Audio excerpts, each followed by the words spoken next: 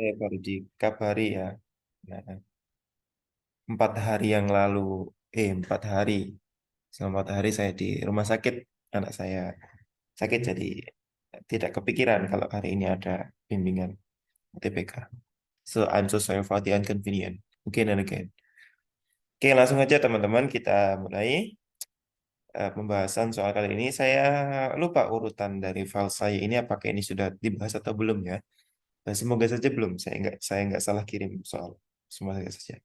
Seperti biasa teman-teman sebelum saya mulai membahas silakan bisa dikirim jawaban sudah dicoba. Saya harap sudah menjawab meskipun saya ngirimnya tadi memang dipepetin ya. Bisa gitu. Kalau saya sudah pertemuan beberapa gitu baru kalau offline gitu datang baru kasih soal baru dikerjain baru eh, dibahas gitu. Akan cuma 12 menit kadang 30 menit gitu ya. Oke, baik. Langsung saja kita bahas mulai dari teks yang pertama sampai yang berapa teksnya? 3 atau 4. Tiga. Kita langsung menuju teks yang pertama. Teks yang pertama itu untuk nomor 1 sampai nomor 3.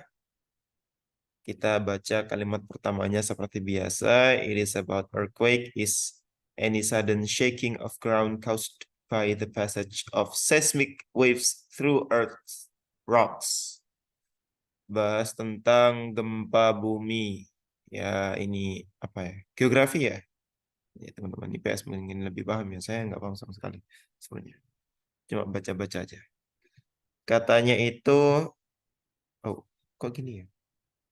Firda, your answer is quite 1, 2, 3, 4. Oh, dapat 4. Oke, gue cap.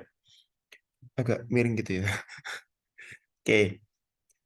Kalimat pertamanya bilang, earthquake, gempa, is any sudden shaking of ground caused by the passage of the seismic wave through Earth's rocks, bebatuan ya. Jadi sudden shaking ya, guncangan yang tiba-tiba dari apa namanya tanah ya atau bawah lapisan bumi lah disebabkan oleh apa namanya the passage of seismic wave ya gelombang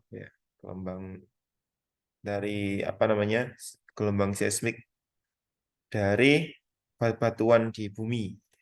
Pokoknya gitulah. Pokoknya tentang gempa ya penyebabnya gempa. Definisinya gempa kayak gitu. Langsung kita ke soalnya. Number one, the paragraph. Ya. The paragraph following the passage most likely discusses. Ada yang tahu ini tentang apa?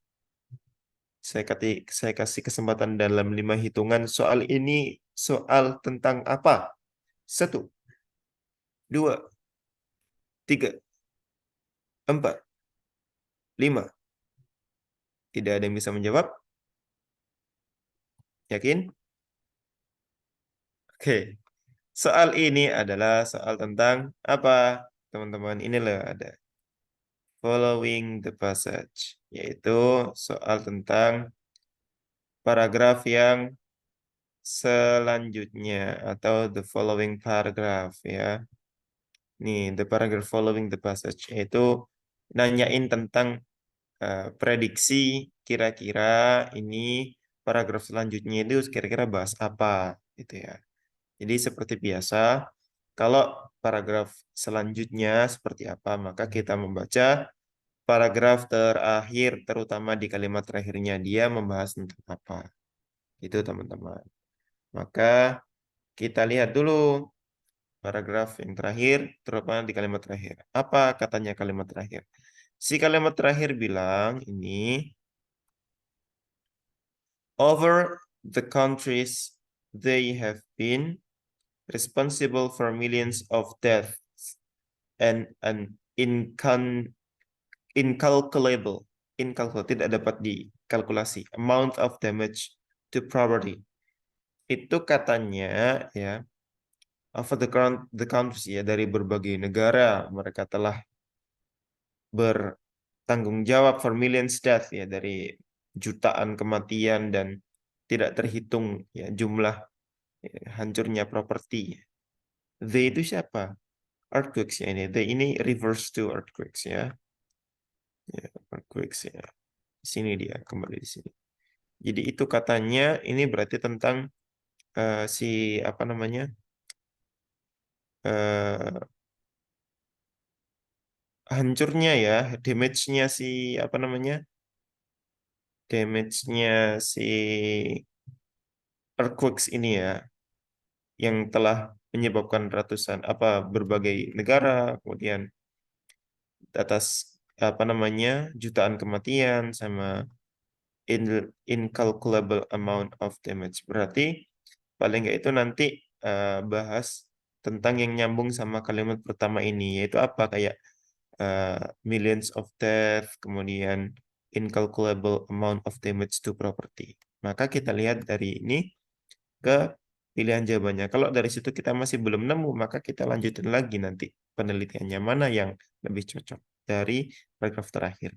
Ini yang paling cepat dulu.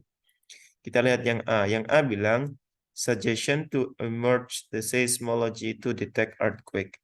Kalau dari kalimat terakhir, tidak bahas tentang mendeteksi, tapi kita bahas tentang apa? Bahas tentang damage-nya. Ya, apa namanya? Millions of death, kemudian damage to property, ya pokoknya kehancurannya gitulah. Ya, kekuatannya si dia itu menyebabkan apa. Terus berarti bukan ya ini ya. No, yang E. Yang B, examples of sub substantial damage that caused by the earthquake. Nah, ini damage nih. Jadi nanti bakalan ada di persen selanjutnya itu ngasih contoh atau example atau ngasih contoh of the substantial damage that caused by the earthquake. Ya, jadi di si B bilang nanti persen selanjutnya itu bakalan ngasih contoh-contohnya eh, substantial damage yang disebabkan oleh si earthquake ini. Masuk akal menurut saya. Jawaban teman-teman ada yang D, ada yang B. Saya setuju si B ini sih. Kita lihat dulu yang lain. Yang saya bilang the development of seismology to identify tidak lagi tentang identify, masih tentang itu. Factors that cause the earthquake and seismic wave tidak bersentangan faktor. E the reason why we need the seismology. Tidak bahas reason tentang seismology ya. Itu mungkin di paragraf atasnya. Oke? Maka sudah jelas dari kata kunci yang kita dapatkan dari paragraf terakhir di kalimat terakhir. Jawabannya adalah yang B, teman-teman. Good job. Ada satu temannya menjawab bentar. Nizar, congratulations. That's great. For the other one, you have a nice try. Percobaan yang bagus. Nah, next. Nomor 2. Si nomor 2 bilang, pertanyaannya adalah, kita pahami ya, what is the author's attitude towards the topic of the passage? Nih, soal ini nanyain tentang author's attitude. Attitude ya, attitude itu sikap. Dari mana sikap ini bisa kita ketahui? Ya dari cara dia menulis dong. Ya. Bagaimana teksnya dia, maka menunjukkan itu bagaimana sikapnya dia itu terhadap topik yang dia bahas. Itu. Oke? Wow, thank you. Ada yang jawab langsung. Boleh dicicil nggak apa-apa, Aura. Ya boleh. Semuanya yang datang. Kalau punya jawaban langsung tek tek tek tek tek gitu. Ya. Nah, kita lihat satu persatu. Kalau author's attitude ini caranya gimana? Sama kayak apa ya? Mirip-mirip sih sama eh apa tuh? Purpose. Karena sikap itu kan cara nulisnya dia, susunan tertulis. Ya mirip-mirip juga sama purpose. Ya. Cuma yang dicari itu sifatnya. Ya, attitude itu sifatnya dia. Kalau si apa namanya? Purpose itu kayak eh, lebih ke goalnya dari situ dia tujuannya apa. Kalau di sini dia sifatnya kayak gimana gitu. Seperti itu teman-teman. Kalau others attitude. Maka kita lihat di setiap paragrafnya. Setiap paragrafnya. Ada berapa macam sih sikapnya si penulis itu? Kalau dari pilihan jawaban kita bisa lihat ada beberapa macam sikap penulis. Misalkan concern itu fokus ya. Concern itu kayak ya namanya aja concernnya. Concern itu fokus maksudnya ya bahas itu fokus mendalam gitu ya. Seperti itu. Kalau critical itu kritis berarti dikritisi, dibedah gitulah, dikritisi. Jadi bukan beda sama fokus ya. Tapi kalau fokus beda sama concern ya. Kalau concern itu bahas apapun itu, pokoknya concern itu terus banyak sekali kata-kata yang disebutkan berkali-kali. Nah, kalau yang critical itu lebih kritis, dia kayak apa namanya? em, Kayak banyak sekali argumen yang dia berikan atas topik itu dulu. Jadi kritis ya. Jadi banyak, misalkan banyak sumbernya ataupun apa namanya? Bukan sumber, kalau sumber sih semuanya juga harusnya banyak sumber sih. Kritis itu lebih ke komentarnya banyak gitu. Jadi di kayak ada beberapa pendapat gitu seperti itu, kritik. Kalau informatif, banyak informasi yang diberikan atau definisi-definisi yang eh, menjelaskan gitu ya. Banyak definisi yang menjelaskan, berarti informatif dong. Ya, kita dikasih tahu gitu, informatif. Kalau satisfied itu puas. Jadi kayak menghibur lah, satisfied itu. Optimistik itu banyak yang ini pilihan jawaban apa? I don't know, optimistik. Optimistik itu kayak ya eh, punya visi gitu lah, optimis ke depan gitu lah.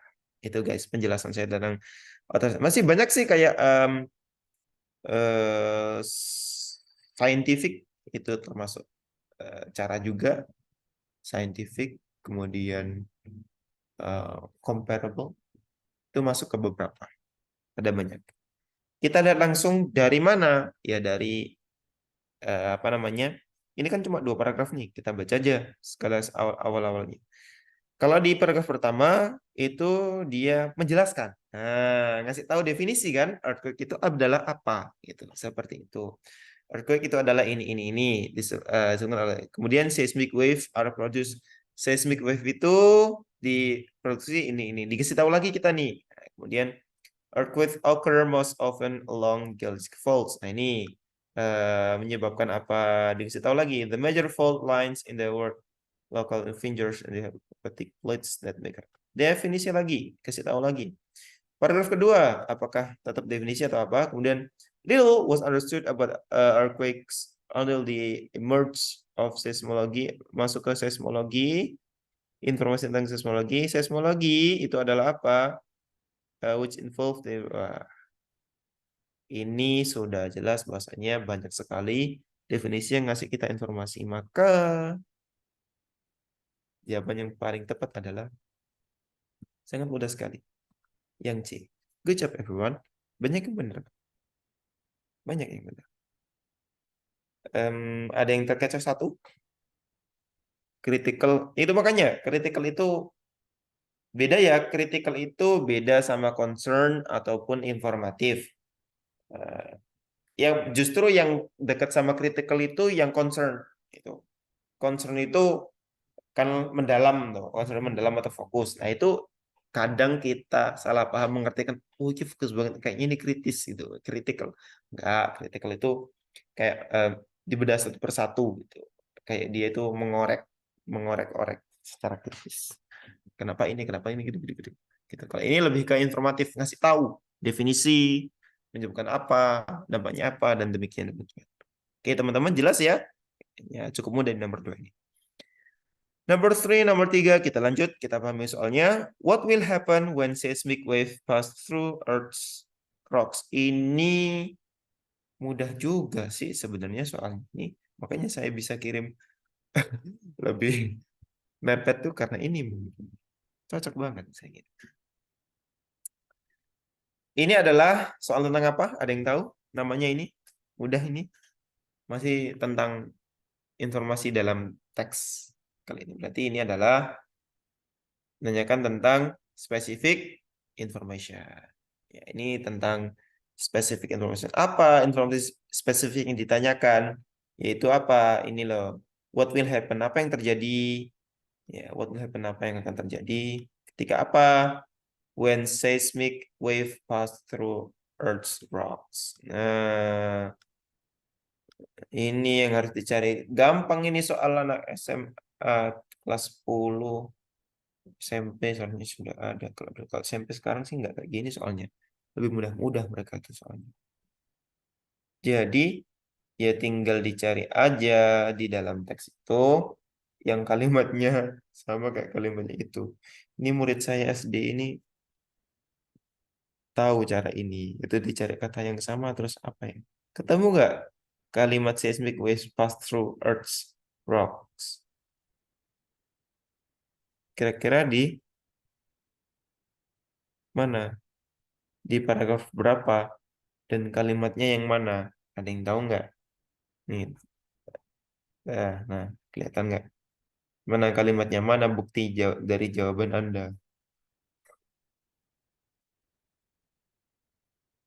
Oke, dari paragraf satu. Kalimat yang keberapa? Kalimat yang kedua. Kita lihat. Seismic waves are produced when some form of energy stored in Earth's crust is suddenly released, usually when masses of rocks straining against one another suddenly fracture and slip. Oke, katanya ini.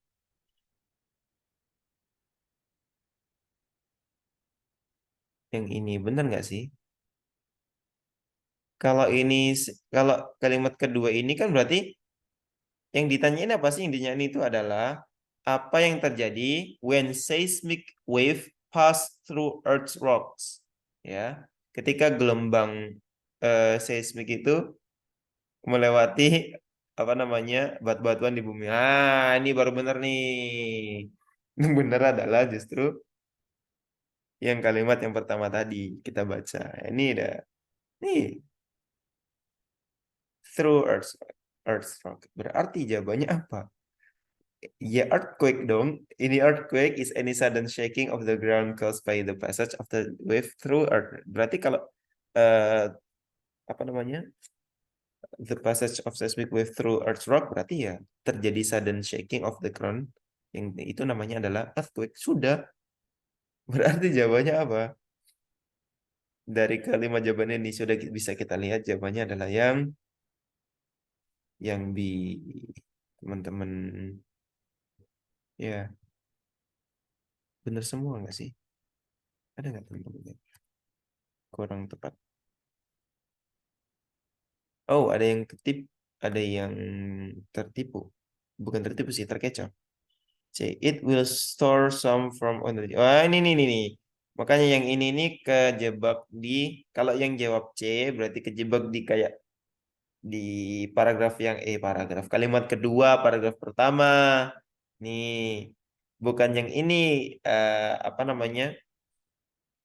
Memang sama-sama seismic waves ya, tapi em, ada pass through Earth's rocks-nya. Nah, jadi sebelumnya ini ada definisinya di sini. Earthquake ini loh, tak kasih garis bawah ya. Tak kasih ganti warna deh. Nih, yang dong. Nah, di sini baru ini. Nah, di sini guys. Tuh, sama kan? Seperti itu. Oke, kalau yang C ini paragraf kedua dong, it will store some form of energy in Earth's crust. Oke, jelas ya teman-teman? Jawabannya adalah yang B, bukan yang C. Oke, good job. You have a nice try. Next text, or next passage. For number 4 to 5. Cuma dua nomor doang. Ini sungguh sangat menyebalkan. Apalagi cuma satu nomor. Next. Oh, TikTok. TikTok is often applauded for its recommendation system. Once it's finally turned, the app becomes one of the best scrolling experiences. Oke, ini kalimat pertamanya bilang gitu. Katanya, katanya. TikTok itu sering uploaded itu dikasih tepuk tangan atau diapresiasi for its recommendation system, dari sistem rekomendasinya atau algoritmanya ya. Once it's finally turned, the app becomes one of the best scrolling experience ya. ketika apa ketika di apa diluncurkan itu aplikasinya itu jadi apa namanya satu dari scrolling experience yang terbaik gitu. Siapa nih yang punya aplikasi TikTok? Saya nggak punya. Saya merasa kurang pantas punya TikTok. Meskipun seharusnya mengikuti dengan kebermanfaatannya. Oke, itu berarti tentang TikTok dan scrolling experience atau recommendation systemnya. Katanya gitu. Oke ya, number four, pertanyaannya adalah the writer of the passage intends to. Nah, ini kalimatnya adalah intends to. Ada yang tahu nggak ini tentang apa berarti? Ini berarti soalnya tentang apa? Intends to. Tunya ketinggalan. Jadi the author-nya atau penulisnya, the writer-nya itu tujuannya apa? Nulis ini tuh. Ya, itu berarti apa? Teks apa namanya? Purpose of the text. Sorry, sorry. Purpose of the text. Oke. The purpose of the text atau writer's intention. Gampangnya. The writer's intention. Writer's intention ya. Maka dari mana kita tahu? Tentu saja kita baca setiap paragrafnya, kalimat pertamanya aja. Sehingga kita tahu apa ya mirip-mirip kan tadi sama yang atas sama yang apa namanya? eh, sikap ya ataupun sikapnya si penulis seperti apa. Ini sama tujuannya. Kita caranya sama yaitu skimming, cari baca kalimat-kalimat awal ataupun secara umum ini berarti bahas tentang apa.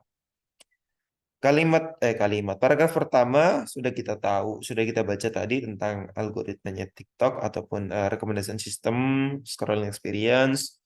Paragraf kedua, one of the inherent challenge with recommendation engines is that they can inadvertently limit user experience, what is sometimes referred to as filter bubble. The post reads ini kayaknya hmm,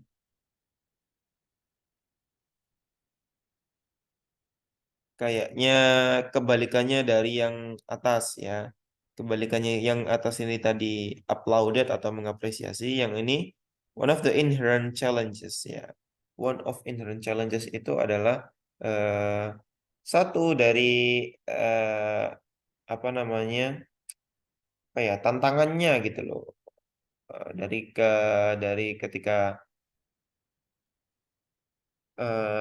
tantangan dari mesin rekomendasi dari algoritma itu adalah bahwasanya mereka itu ya they can inadvertently limit. Ya, mereka itu tidak secara tidak langsung ya itu membatasi ya user experience, pengalaman dari si pengguna itu yang uh, what is sometimes referred to as filter bubble, itu sebutannya filter bubble atau gelembung filter ya. Jadi kalau buka itu ya itu terus yang muncul. Jadi kayak dikungkung dalam algoritmanya. Jadi kalau sekali buka konten game ya game terus, sekali eh, buka konten vlogger ya vlogger terus, sekali buka konten materi UTBK ya materi UTBK terus kayak gitu ya.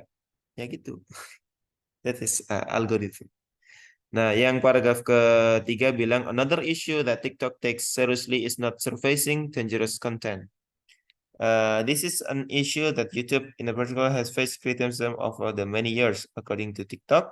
Content can create with like legal consumption of like alcohol may not be a legal competition because there's so many content upload video more than once and are talk openly about feeling shadow ban of. Oke, ini tentang bannednya ya. Tentang banned dangerous kontennya. Karena YouTube juga punya pembatasan dangerous content, TikTok juga punya dangerous content, hanya dia punya kelemahannya di situ. Ya, jadi berkali-kali ya. Banyak kan kalau kalian yang para sosial media, sosialita yang sering atau mungkin kalian konten kreator atau kontennya sering di take off ya, nah, itu kelemahannya seperti itu. Jadi apa jadi tujuannya ini? dari kesekian kalimat yang kita skimming pahami tadi. Cukup lama ya. Itu karena saya lambat aja ngasih tanya. Kalau cepat, cepat. Itu karena saya jelasin. Jadi kalian bisa langsung skimming. Oh ini intinya ini. Oh ini intinya ini. Jadi pada suatu intinya apa namanya algoritmanya jelasin kalau ini TikTok ada algoritmanya. Kedua kelemahannya algoritma itu ada filter bubble-nya. Kemudian yang ketiga itu jelasin tentang dangerous content yang di take off, ya, yang di block gitulah, nggak boleh sembarangan seperti itu. Dari itu kita bisa tahu bagaimana tujuannya. Oke, yang A itu illustrate TikTok users concern about the app's recommendation system. Eh, mengilustrasikan, apakah ini mengilustrasikan tentang apps recommendation system? Tidak, tidak semuanya. Oke, berarti A bukan ya. Yang B bilang eh yang B itu bilang oppose the idea that TikTok has a sophisticated recommendation system. Ya, mm, mm, tidak juga, tidak mengoposisi ya, tidak mengoposisi ya, tidak mengoposisi tentang yang apa TikTok punya rekomendasi sistem yang canggih gitu, enggak gitu juga ya. Dia tidak selamanya mendukung uh, menentang ya, mengoposisi uh, bahwasanya TikTok itu punya rekomendasi sistem gitu ya. Enggak. Jadi cuma ditunjukin aja. Dia nggak punya bias atau pendapat pribadi atau harus gini gini gini enggak. Dan yang C, warn the readers about TikTok's poor recommendation system. Em, terlalu kasar menurut saya kalau ini bukan poor recommendation system ya enggak. Emangnya kamu bisa bikin recommendation system gitu? Nggak bisa dong. Yang D, inform about the downside of TikTok's recommendation system. Nah, ini loh yang lebih sopan. Saya setuju nih yang di bahasanya teks ini tuh si writer itu penulisnya itu kasih tahu menginformasikan bahasanya ada downside-nya, ada sisi sisi yang sisi bukan buruk sih ya, sisi lain ya, sisi kekurangan ya, kekurangan dari algoritmanya si TikTok itu. Itu apa ya? Itu tadi ada filter bubble, terus batasan konten ya, seperti itu. Oke, jadi ini yang lebih sopan daripada yang atas-atas tadi. Wait, ini apa sih? Nah, ini lebih sopan guys. Kalau yang I bilang apa? Yang I explain menjelaskan how TikTok resolve the recommendation system issue. Resolve belum ada resolve ya. Jadi nggak bahas tentang resolve, belum di atas, belum bahas tentang bagaimana TikTok mengatasi masalah tersebut. Jadi jawabannya yang pas itu adalah yang D. Ya, pas adalah yang D. Next kita lanjutkan. Number 5. On the basis of passage, it can be predicted that. Nah, ini bahas tentang apa? Ini bahas tentang soal prediksi. Prediksi atau hipotesis ya. Ya. On the basis of the passage ya. Jadi dari si apa namanya? Passage itu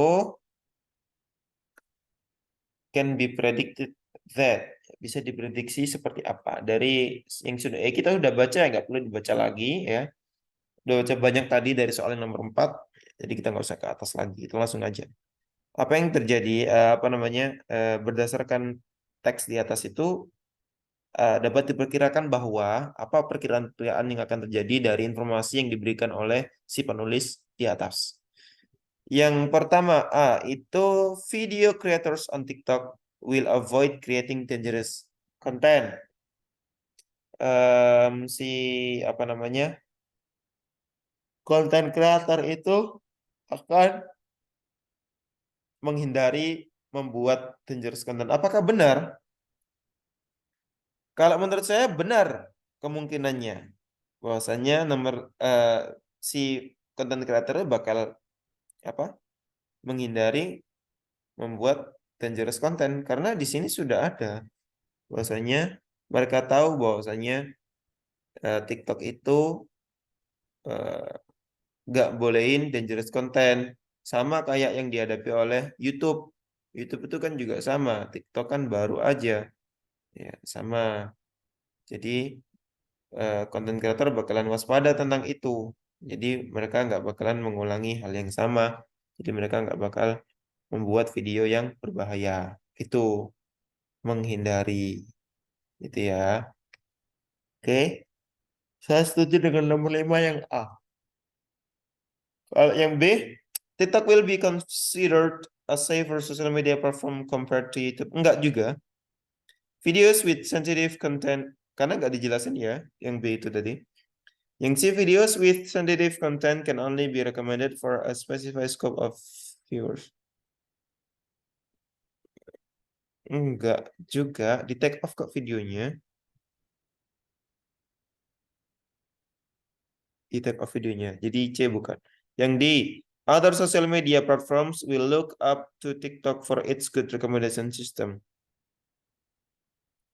Enggak harus, enggak gitu. Jadi tidak dijelaskan bahwasanya platform sosial media yang lain apa namanya? Nyontek tidak look up ya, apa namanya? Mengagumi ya. Sistem enggak juga sih, ngapain juga ngagumi. Yang E, users will be exposed to topics outside their preference in their recommendation feed. Si usernya pengguna akan dihadapkan dengan uh, expose dihadapkan preferensi di feed rekomendasi mereka. Oh enggak, outside ini outside, bukan. Kalau apa namanya si ini itu nggak bakalan keluar dari rekomendasinya. Kalau sekali dia di situ ya rekomendasinya di situ. Jadi jawaban yang paling benar adalah yang A, teman-teman. Yang paling cocok, ada buktinya tadi di atas. Oke, next. Udah jam 4 lebih. Oke, berarti sampai jam 5. Nyantai aja. Number 6 to 7. Oke, let's see. Apa sih ini ya Allah? What is this? Villain chlamydial conjunctivitis is an infection caused by a bacterial organism called Chlamydophila felis. Anak biologi, come on, help me. Oke, ini bahas tentang Feline chlamydial conjunctivitis, infeksi yang disebabkan oleh bakteri yang namanya Chlamydophila felis. Ya, pokoknya bahas tentang itu deh. Tuh, aku bukan anak IPA. Aku anak IPA sih, tapi nggak tahu. Number 6. What does the text mainly deal with? A. Sangat. Deal with itu berarti bukan topik, tapi ide pokok. Kalau kita lihat di atas ini, itu cuma jelasin aja. Ya kan? Definisinya tentang valent chlamydial conjunctivitis is an infection caused by. Nah, ini kan. Dari pilihan jawaban ataupun dari soal ini kita nggak ditanyai tentang topik, tapi paling nggak itu hmm, ide pokok. Ya, ide pokok. Mirip-mirip dia. Topik sama ide pokok itu. Sama-sama general information. Ya, topik itu kayak namanya. Kalau ide pokok, iya idenya. Maksudnya idenya itu berarti eh ide ya ide sih. Ngapain lagi ya? Ya ide maksudnya eh, hmm, sesuatu yang akan dibahas secara keseluruhan. Ya, seperti itu. Nah, ini kita cari tahu Dari paragraf pertama sama paragraf yang lainnya di awal-awal pakai skimming. Jadi kalau topik itu kita bisa menentukan dari eh, paragraf yang pertama langsung, tapi kalau ide pokok itu kadang kita harus mencermati beberapa paragraf untuk tahu. Tahu apa? Tahu tujuannya ini seperti apa sih idenya. Karena ini coba kita lihat di pilihan jawabannya. Jawabannya adalah ada the process of chlamydial affliction, an overview, kemudian clinical sign, the symptoms, sama treatments. Kalau dari paragraf pertama itu kita kayaknya apa namanya? Cuma dikasih tahu definisinya. Ya, definisinya. Berarti kalau dari paragraf pertama sama kalimat pertama aja, kalau kita nyari tahu, maka saya akan memilih yang B. Ya, kalau dari pertama. Karena apa? Overview. Overview itu ya kayak ya penjelasan ya. Kalau kalian baca beberapa buku ada overview gitu. Overview kayak sekilas ya, sekilas tentang felin chlamydial conjunctivism. Conjunctivis kok conjunctivism. Anu lah nanti apa, mata kuliah saya.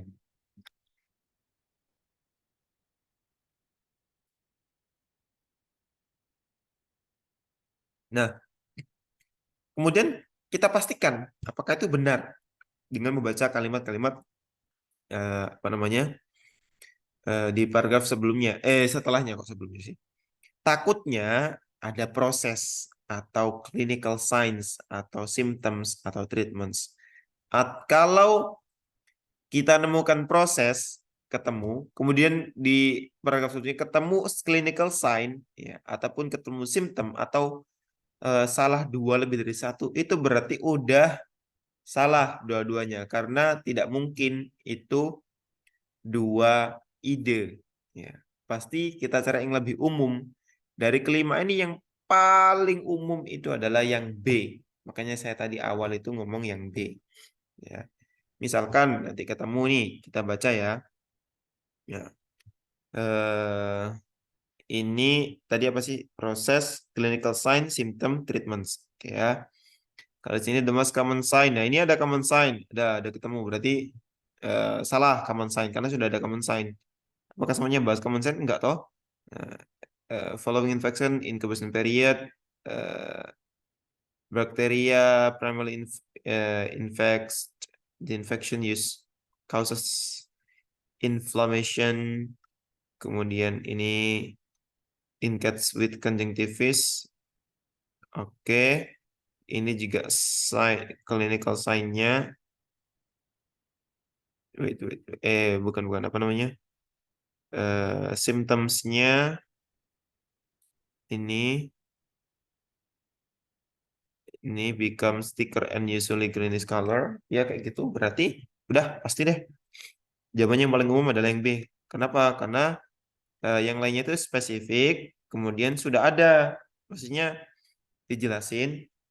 Satu, ada jelasin clinical sign, ada jelasin proses affliction-nya, juga symptoms-nya dijelasin. Treatments, ada nggak treatments-nya? Treatment saya nggak lihat ini. Enggak ada treatment. Udah tiga aja udah cukup itu. Berarti udah salah semua. Maksudnya itu semuanya spesifik. Dan yang paling umum adalah yang B. Tentang overview. Secara umum, sekilas bahas tentang chlamydial conjunctivitis. Apa aja ya prosesnya, clinical sign-nya, symptoms-nya. Seperti itu. Benar jawabannya teman-teman. Ada yang jawab B, yang jawab A, I am so sorry.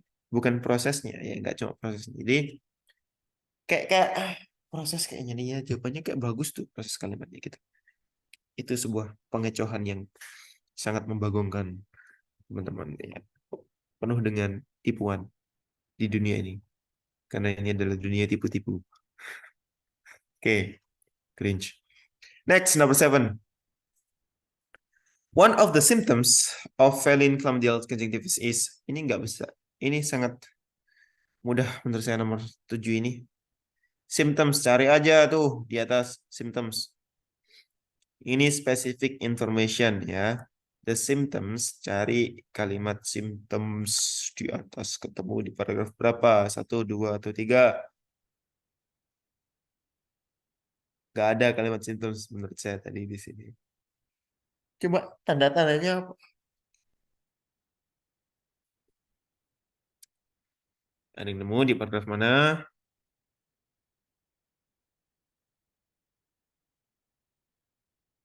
One, oh ya, salah satu ya. Kalau symptoms ini ada di paragraf terakhir nih, di sini.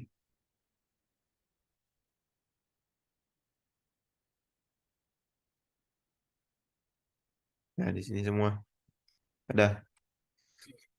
Misalkan yang A, apakah eating disorder? Eating disorder ada nggak di sini? Tidak ada eating disorder. Tidak ada. Labor, labor. Di sini kok merah? Labor. Oh, mungkin British. Amerikannya. Ini British ya. Itu American labor. Lower British, labor British. Duh, breathing. Lower breathing. Sorry. Ini lower breathing. Gak ada. Yang C, low body temperature. Gak ada. Yang D, abnormal eye discharge. Ini ini ada mata nih, mata, mata, mata. A watery discharge from the eyes that quickly becomes thicker and is usually yellow or greenish color. Nyambung nggak sama yang D ini? Abnormal eye discharge.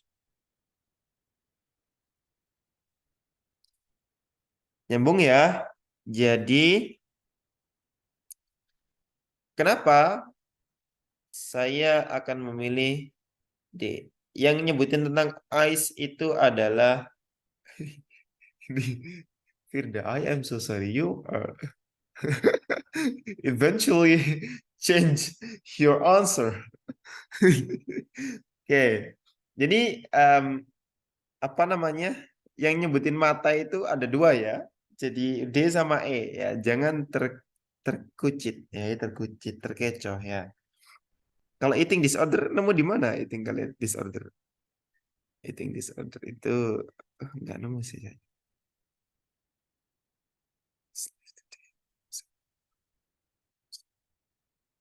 Slow, swollen and red. Oh, more visible membranes. Nah, ini ada membranes-nya di sini ternyata. The nictitating membranes or third eyelid in the inner corner of the eye may protrude vertically across the eye. Nih, sama nggak sama kayak yang E? The wait, wait, wait. Dysfunctional eye membranes.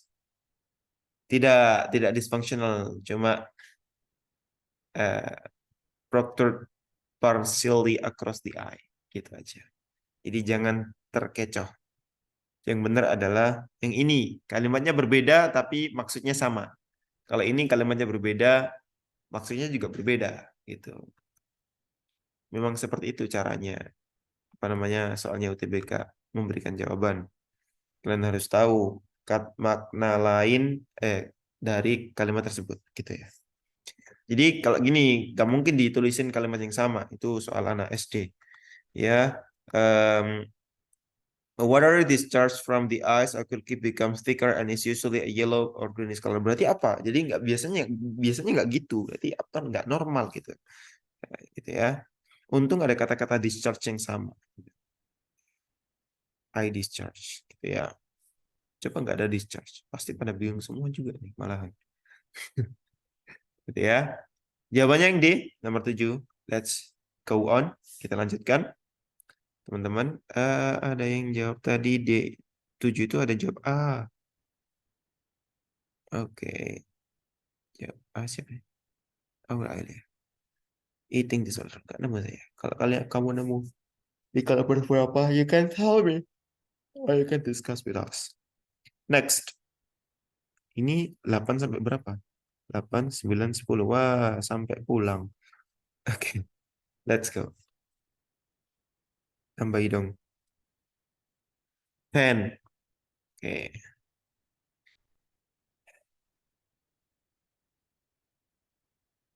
Let's see. Supply chain weaknesses were brought to forefront during the COVID-19 pandemic, especially for industries relying on electronics, as the flow of raw materials slowed or sometimes stopped.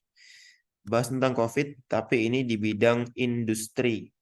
Industri elektronik, yang dimana apa namanya, elektronik itu, ini fakta ya, kalian mungkin sudah mengetahui di berbagai di sekitar kita ya. Bahasanya setelah adanya COVID pandemik itu, banyak mobil-mobil ya, itu pakai tenaganya apa yang baru-baru itu. Ada tulisannya apa? Kayak Innova, New, Kijang Innova, ada tulisannya hybrid gitu ya. Ya gitu. Jadi hybrid itu apa sih? Hybrid itu kayak ya digabung lah dua dua sistem, kayak satunya pakai bensin sama sistem itu di hybrid.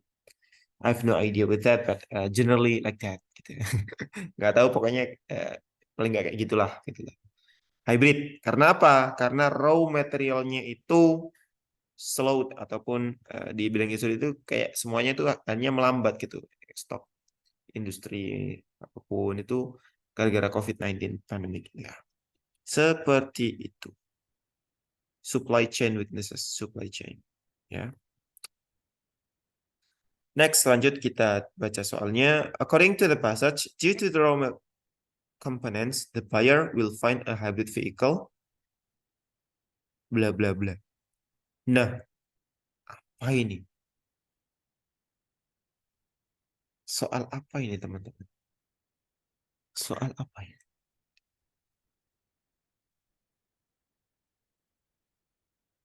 Ini adalah soal tentang menarik sebuah kesimpulan dari hipotesis. Ya, jadi gimana caranya? Ya kita cari tahu aja. Ya, tentang informasi yang tepat tentang pendapat pembeli ya mengenai mobil hybrid ya, atau kendaraan hybrid, vehicle itu kendaraan ya, eh, raw materialnya. Jadi eh, seperti apa sih kendaraan hybrid itu bagi si pembeli di atas? Jadi kita itu eh, suruh menyimpulkan, ya diminta untuk menyimpulkan tentang mobil hybrid menurut pembeli. Ya, nih kayak gini nih. Berdasarkan teks ya, atau dari raw material komponen, dari komponen mentahnya atau bahan bakunya ya, bahan bakunya komponen kendaraan itu tadi, entah itu mesinnya, entah itu kabelnya, atau semuanya lah, peralatan banyak, besi, aluminium, elektronik, atau apapun itu, dari semua itu tadi, dari topik di atas itu, the buyers will find a hybrid vehicle. Pembeli itu akan menemukan ya, atau menemui ya, mendapati si kendaraan hybrid ini bla bla bla apa. Kalau dari pilihan jawaban sih pendek ya. Pilihan jawabannya itu pendek. Kalau pricey itu apa? Pricey itu price. Jadi harganya itu pricey atau mahal. Sedangkan yang apa namanya? D itu exorbitant. Exorbitant itu apa? Apalagi exorbitant, teman-teman ya. Coba deh, ada yang tahu nggak? Dari Google Translate lah minimal kalian carinya. Ya, karena Google Translate itu apa ya? Em, bawahnya Cambridge ataupun Oxford Software Dictionary lah, e-dictionary gitulah. Gak apa-apa yang online kayak gitu. Yang of online Cambridge juga banyak. Exorbitant itu kayak harganya selangit ya, sangat apa ya, terlalu tinggi. Jadi bukan cuma pricey, tapi benar-benar tinggi banget. Jadi exorbitant itu enggak apa namanya, sangat sangat terlalu tinggi exorbitant. Kalau invaluable itu sangat berharga, ya, atau eh, apa ya, invaluable itu kayak temennya priceless, ya. Invaluable itu temennya priceless. Kalau priceless itu kan apa ya, priceless itu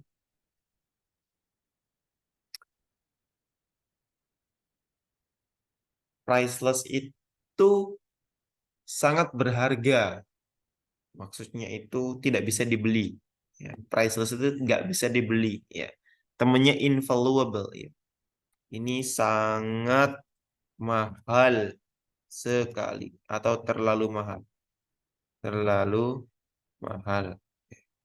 Berarti terlalu mahal itu maksudnya gimana? Terlalu mahal itu misalkan beli bakso cuma semangkok, pentolnya cuma ada 5, harganya 50.000. Nah, itu sangat mahal sekali atau terlalu mahal seperti itu ya. Kalau invaluable itu kayak sangat berharga, kayak mau beli jantungnya orang gitu, nggak bisa invaluable itu. Kalau overpriced itu sama kayak exorbitant ya, terlalu mahal, overpriced. Kalau economical itu ekonomis. Dari kita lihat di atas ini, itu yang bahas tentang eh, apa namanya, harga ya, harganya si apa namanya si mobil hybrid ini itu eh,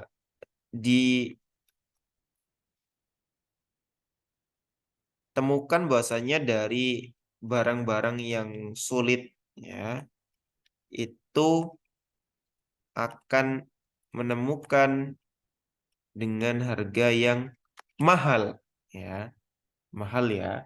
Jadi eh,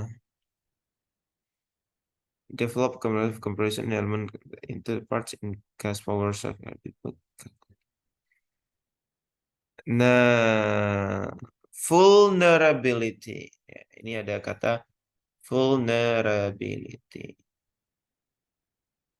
Di mana ada kata vulnerability? Ini loh guys. Kelihatan nggak sih?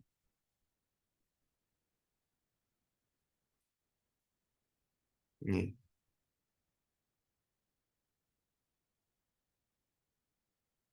Ini biaya. Jadi butuh biaya yang lebih daripada sebelumnya, ya. Daripada sebelumnya, ya. Jadi dari itu kesimpulannya itu bukan nggak sesuai harganya. Kalau yang B, D, B sama D itu salah karena itu harganya nggak sesuai dengan barangnya. Beda.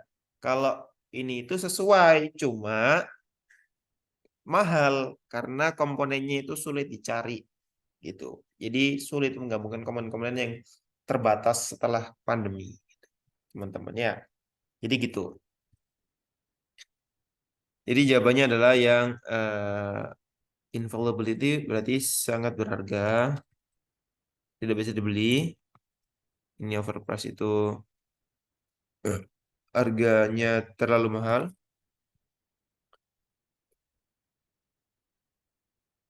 Eh, kalau economical itu murah, ekonomis. Maka yang paling benar adalah yang A, bukan yang E. Jadi dengan hybrid itu bukan malah semakin murah, tapi justru semakin mahal. Coba lihat aja mobil hybrid. Kecuali beda sama LCGC, low cost green car. Low cost green car. Itu bukan hybrid, itu memang mobil yang dibikin murah harganya. Bukan harganya mah cukup mahal sih. Normal, cuma green car-nya itu tadi. Jadi bahan bakunya itu kayak eh, minimalis gitu. Jadi harganya eco friendly juga ada gitu ya. Eco friendly kayak Datsun kemudian dan lainnya. Malah jelasin mobil sih. Lanjut. Number 9. How does the author organize the ideas in paragraph 1 and 2? Nah, ini soal tentang apa, teman-teman? Text organization ya. tentang tax organization, nanyain tentang organisasi, tentang ini tax organisasi sama paragraph relation, hubungan antar paragraf ya. Sama sih hubungan antar paragraf itu adalah masuk ke topik organisasi teks. Apa hubungannya paragraf 1 dan paragraf 2? Oke, kita lihat dari paragrafnya bahasanya di paragraf yang 1 itu jelasin tentang si apa namanya efek dari apa namanya COVID-19 yang menyebabkan raw material itu jadi sulit ya, jadi sulit sehingga eh, apa namanya kayak apa kayak gas, kemudian bahan baku itu sulit, kemudian membuat itu tadi eh, tentang upaya penelitian untuk membandingkan komponen mobil bahan bakar minyak dengan mobil hybrid. Kemudian penelitiannya itu eh, berdasarkan based on nggak berdasarkan ketidakjelasan dampak yang diberikan oleh kedua jenis kendaraan tersebut terhadap kerentanan rantai pasokan elektronik ya. Kemudian di paragraf rangkaian elektroniknya ini ya, rangkaian elektroniknya itu pasokannya itu rentan ataupun kurang ya karena COVID-19 itu tadi. Kemudian paragraf kedua ini bahas tentang bagaimana penelitian itu dilaksanakan ya, dilaksanakan. Ini gimana nih research ini ya, penelitiannya ya. Mengoleksi more than 350,000 ya part use in build 7 vehicle. Ya, diteliti komponen-komponennya dilakukan seperti apa. Oke.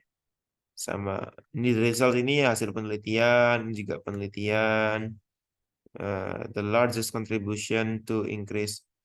Oke, dari researchers lagi bilang manufacturer ramp up electric vehicle production to meet demand, reducing raw material cost risk with long-term suppliers contract.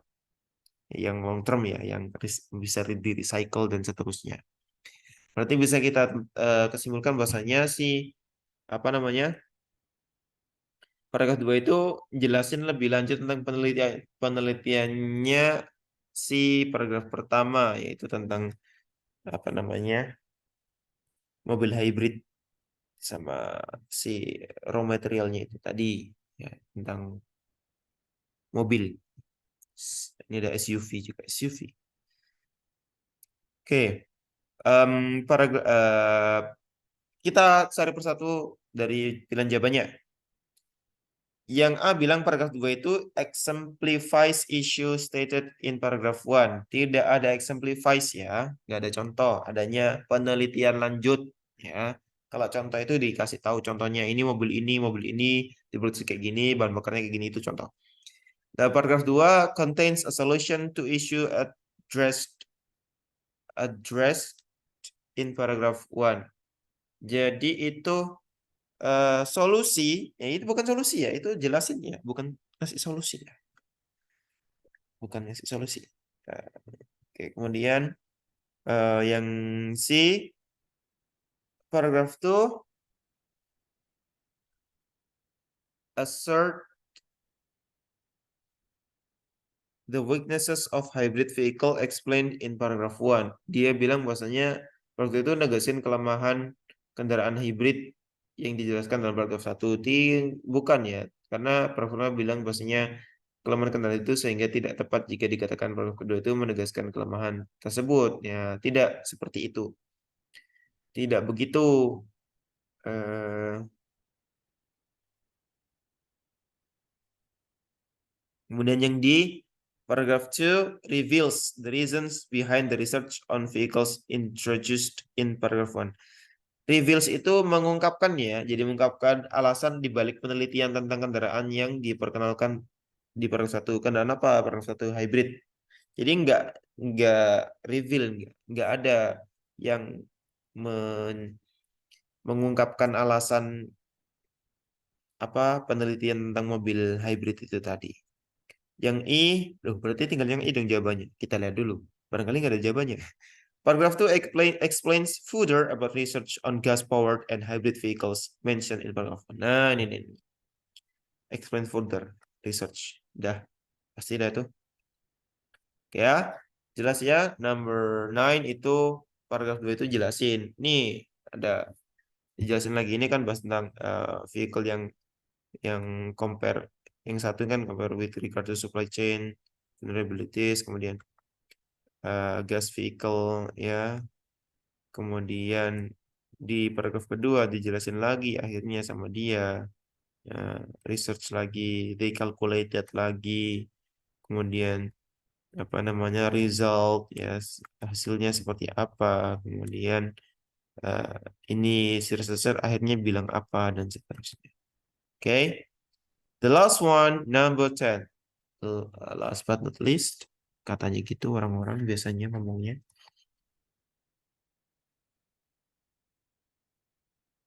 Which of the following best restates the underlined sentence in the first paragraph? Ini kayaknya yang bikin soal ini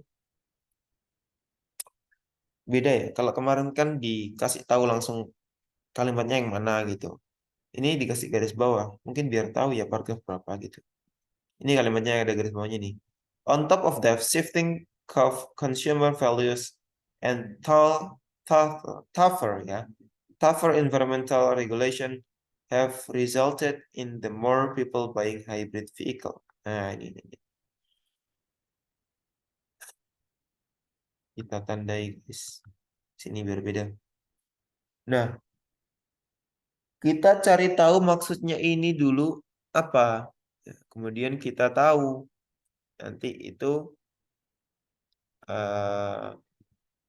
kata lainnya apa. Itu ya. Jadi maksudnya adalah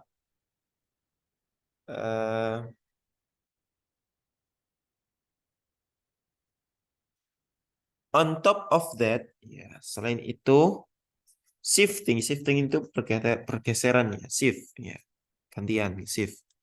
Pergeseran customer ya, customer values ya, perilaku consumer dan peraturan lingkungan ya, tougher environmental regulation ya, peraturan lingkungan yang lebih kuat, kemudian telah mungkin have resulted kayak cost ya, menyebabkan ya more people buying hybrid vehicle ya, banyak orang yang membeli kendaraan hybrid ya. Maka dari situ ya, maksudnya itu strict ya, environmental rules yang strict ya, peraturan environmental yang strict itu and changing market trends ya, ataupun yang shifting customer values ini loh yang apa ya, kayak ya orang-orang sudah trennya beli kendaraan hybrid gitu ya, itu yang membuat orang-orang itu ikut-ikutan beli kendaraan hybrid itu. Seperti itu guys maksudnya. Paling tidak. Maka kita cari tahu. Kita cari yang mana yang cocok dengan maksud kalimat tersebut di pilihan jawaban. Nggak ada yang jawab nomor 10 nih. Oh ada. Aurel jawab A. Aurel. Yang lain belum. It's okay. Yang A bilang stricter environmental laws and changing customer behavior have impacted how people buy hybrid vehicle. Itu wait ini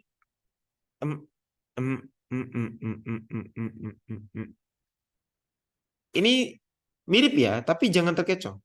Maksudnya itu adalah environmental laws ya yang stricter ya, undang-undang lingkungan yang lebih ketat ya, and changing customer behavior dan perubahan perilaku konsumen have impacted ya, telah impact ya, impact telah berdampak ya pada cara how people buy hybrid vehicle, bagaimana cara orang itu membeli kendaraan hibrida. Bukan how people buy. Jadi bukan how people buy. Kalau how people buy itu gimana cara belinya itu. Jadi jangan terkecoh sama kalimat ini. Cukup mengecoh kalimatnya beneran. Ini hampir sama kayak yang saya bilang tadi. Maksudnya ini membuat orang-orang itu banyak yang membeli eh, kendaraan hybrid. Ya. Tapi bukan how people buy. Ya. Jadi kalau how people itu bagaimana cara belinya, gitu. Bukan orang itu mau beli pindah ke hybrid, gitu. Mobil hybrid enggak, tapi bagaimana cara orang itu membeli mobil hybrid, entah itu nyicil, entah itu ngutang, entah itu cash, gitu. Bukan gitu. Yang B, changing consumption patterns and stricter environmental laws have deceived hybrid vehicle buyers. Nah, ini. Bilangnya ini, ini beda nih kalimatnya. Yang ini have deceived hybrid vehicle buyers, yaitu telah defeat itu menipu, menipu ya. Defeat hybrid vehicle buyers, menipu pembeli kendaraan hybrid. Jadi kayak orang-orang itu ditipu gara-gara peraturan itu hanya biar dikasih aja peraturan biar orang itu beli gitu kayak ditipu. Nggak gitu katanya. Nggak tahu sih ya, mungkin di balik itu juga saya tidak tahu. Tapi di teks nggak kayak gitu penjelasannya. Oke? Atau di kalimat itu tidak seperti itu. Tidak deceived ya, bukan tidak deceived. Tidak itu yang di. Yang C, hybrid vehicle users, pengguna pengguna para pengguna kendaraan hybrid ya, have been disappointed. Ya udah salah ini. Ya. Yang D, stricter environmental rules and changing market trends have urged people to use hybrid vehicle. Apa itu urged? Ya, urged itu mendorong atau memicu atau memotivasi. Nah, ini yang sebenarnya cocok sama yang di atas tadi, yang apa namanya? Mana tadi? Hello. Ya, sama kayak have resulted more people buying ini. Jadi have resulted. Jadi urge ya, urged people to use hybrid vehicle ya. Loh, kan menggunakan nggak ada kata buy, nggak ada kata membeli. Iya, tapi use itu ya gimana cara gunain kalau nggak beli? Rental, oh nggak gitu juga. Nggak ya. Pokoknya ini kalimatnya urge ya. Ini yang penting ya. Kata kerjanya. Jadi hati-hati dengan kata kerjanya teman-teman ya.